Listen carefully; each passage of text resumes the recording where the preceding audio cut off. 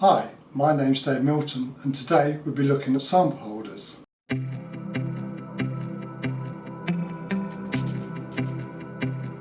So we're looking at sample holders, which drives these fit to, the application of them and the part codes. On the table we have our two main sample holders, which is the SH1 and the SH2. Just to show you which drive these fit to, the SH2 fits to the RD2 and the SH1 fits to the RD1. There is another video about the drives, so if you want to have a look at that, please do so.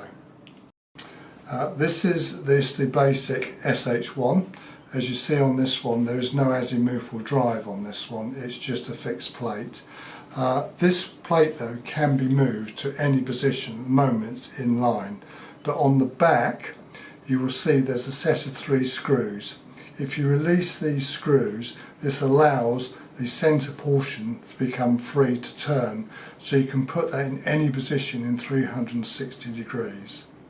You also notice, if you look very closely, that inside these are sapphire balls between the main body and the spindle in the middle. The reason for that is that this is completely electrically isolated from this to the centre spindle. On the SH2 we go one step further. You'll see that on the centre spindle here, the ceramic bush that's fitted on is for the beryllium copper wire, so there's no connection between the beryllium copper wire, the body and the spindle. So this is your electrical isolation for this part. Both of these versions on the table are what we call the E50 versions. So this is an SH2 E50, this is an SH1 E50. And the E50 stands for 50mm offset, which you can get maximum, which is from your centre line to your sample face or the back plate on here. And the reason you'd want to adjust this E setting is so that your substrate face or back plate or whatever you've got is normally required to be on centre line as it rotates. So by releasing the screw in the back and releasing the 2 screws, the grub screw in this item and this item here, allows you to move this closer or further away from your substrate face or the back plate. On the table we have the main sample holders we sell, which is the SH2, the SH2F and the SH1. We're just going to look at these two for the moment, so we'll take this one out of the way. This is the most common one we do, which is the SH2.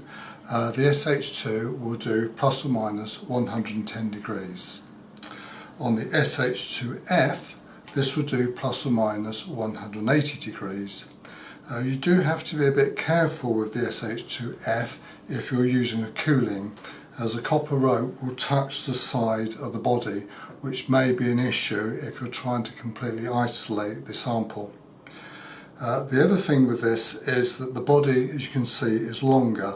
This is to account for the extra travel that's required for the plus or minus 180 degrees. So you can see the rack is longer than the SH2. So on the rotary drive, which we can see the shaft here, the inner shaft, this one here, which is the azimuthal push rod, on the SH2F is longer than the SH2. This is to obviously actuate the rack during the travel. Now with this one here, we take the dimension from this shoulder here, so when the drive is fitted in, the end of the drive is to this plate is flush, is 103mm from here to the centre line. On the SH2F, from here to the centre line is 66mm. Just go into a little bit of detail should you need to service this item.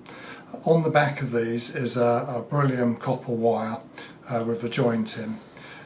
This is a very strong wire, which is why we use it. It's not really affected by heat, so you shouldn't have a problem in its life, but should this belt break, it can be replaced. We do sell kits online. The important thing to note is that this actually does a figure of 8 around the pulley and the reason for that is to make sure that it grips very tight. And there's also an offset wheel here, so you can apply pressure to the wire to make sure you've got enough tension.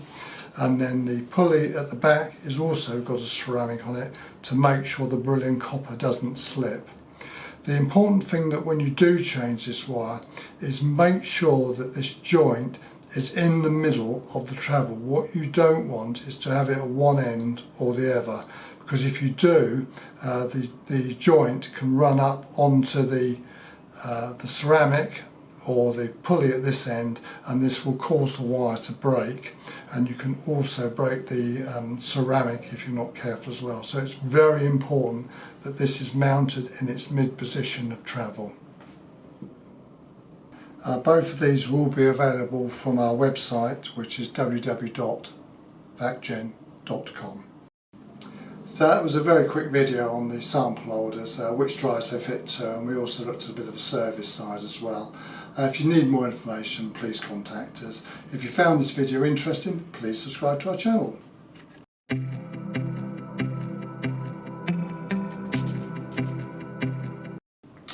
Thanks for watching.